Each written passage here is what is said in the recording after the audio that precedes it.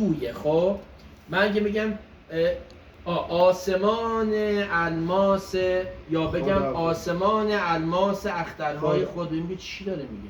آسمان اختر الماسهای خود را داده بود از دست. آسمان اختر الماسهای خود را داده بود از دست. اصلا این واژه چه معنایی داره؟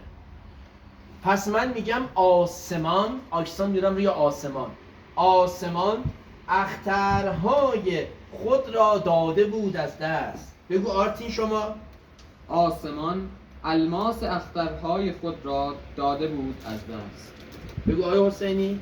آسمان الماس اخترهای خود را داده بود از دست. الماس اخترها یعنی واژه چی میشه؟ در اثر الماس اون ستاره ها رو داره میگه. بله.